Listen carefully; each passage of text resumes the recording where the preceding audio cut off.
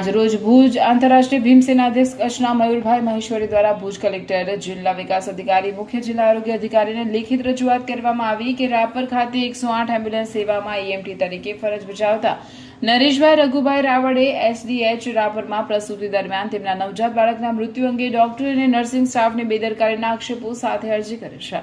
રજૂઆતમાં સમગ્ર ઘટનાની તટસ્થ તપાસ, હોસ્પિટલના સીસીટીવી ફૂટેજની ચકાસણી, ઘટનાના સમયે ત્રણેય શિફ્ટમાં ફરજ પર રહેલા ડોક્ટરો અને સ્ટાફની હાજરીની તપાસ તેમજ જવાબદાર અધિકારીઓ અને કર્મચારીઓ સામે સસ્પેન્શન સહિત કડક ખાતાકીય અને કાનૂની કાર્યવાહી કરવાની માંગ કરવામાં આવી છે। સાથે જ ચેતવણી આપવામાં આવી છે કે જો ઘટનાની નિષ્પક્ષ તપાસ નહીં થાય અથવા મામલો દબાવવાનો પ્રયાસ કરવામાં આવશે તો ભોગ બનનાર પરિવાર લોકશાહી ઢબે આંદોલન કરશે તેમજ જરૂર જણાય તો કોર્ટનો આશરો પણ લેશે।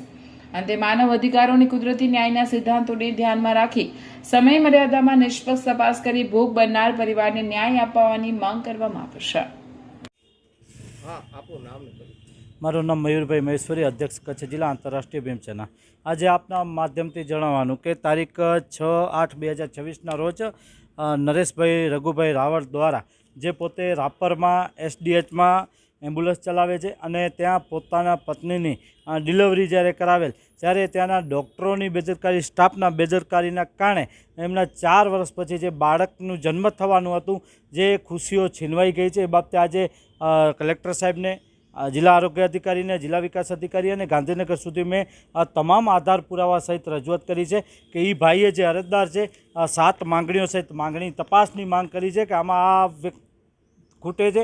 કારણ કે ત્યાં એક લાઇટની વ્યવસ્થા નહોતી, જનરેટર પણ કાંઈ ખરાબ છે, સ્ટાફ પણ રાત્રે નથી હોતું, આવી ગંભીર બાબતો છે ને આવું ખાલી અહીંયા રાપરમાં જ નહીં પરંતુ સમગ્ર કચ્છમાં જ આવું ચાલે છે।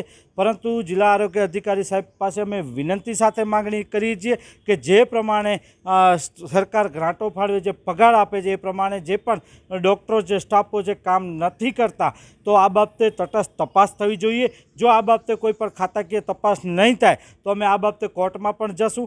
કારણ કે કોઈકના ઘરે 4-4, 5-5 વર્ષ પછી જો પારણું બંધાતું હોય અને સરકાર આ બાબતે કોઈ ગંભીરતા ન દાખવે અને ડૉક્ટર અને સ્ટાફના કારણે કોઈની ખુશી છીનવાઈ જતી હોય તો એનો જવાબદાર કોણ? સરકાર અને એમના અધિકારીઓ છે। તો આ બાબતે તટસ્થ તપાસ થાય એવી આપના માધ્યમથી માંગ કરીએ છીએ।